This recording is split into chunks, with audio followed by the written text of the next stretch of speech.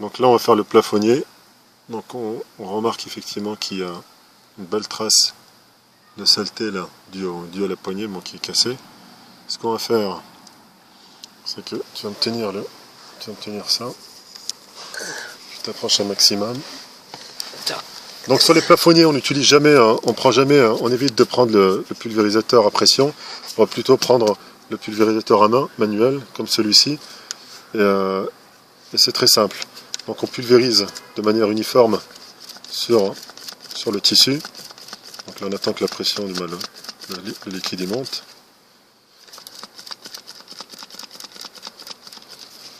Encore qu'il le fasse.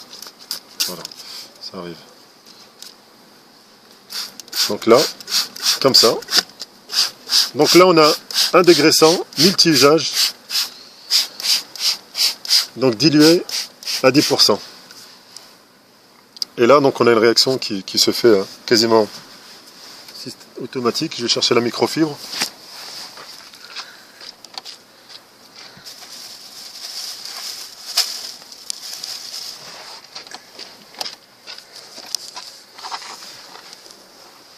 Donc microfibre jaune, 250 grammes, donc c'est la basique. Hein. On évite de prendre tout ce qui est microfibre polish, etc. Parce que sinon on va gaspiller pour rien. Et là, gérer l'opération, elle est facile. On vient et on voit bien que le produit instantanément il mousse. Et la mousse, c'est qu'il agit effectivement sur les saletés. Donc pas besoin de frotter avec une brosse. Et par contre, ce qui est très très important, c'est avant d'opérer avec le client, on essaie de regarder la qualité du...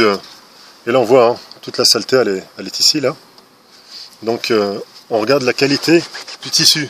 Si effectivement c'est de la toile, on refuse effectivement la prestation. Parce que pour une simple bonne raison, la toile va se décoller et on va se retrouver avec un plafonnier complètement décollé. Donc là forcément le client ne sera pas content.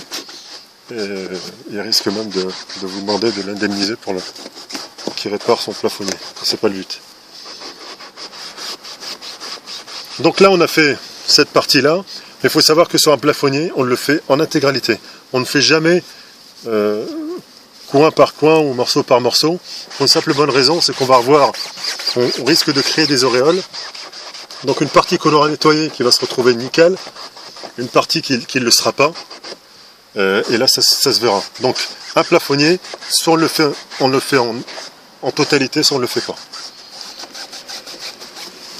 Et si jamais donc vous remarquez que la trace elle est persistante, donc on peut effectivement rajouter un peu de produit et faire l'opération une deuxième fois, jusqu'à l'obtention, je dirais, d'un résultat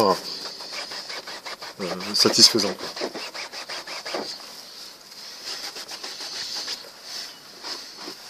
Donc on commence toujours quand on fait le plafonnier du côté donc passager ou conducteur, peu importe, mais on fait morceau par morceau. Donc la moitié, on fait un quart du plafonnier quand on est ici là côté conducteur, et l'autre quart quand on passe du côté passager, et ainsi de suite au niveau de l'arrière.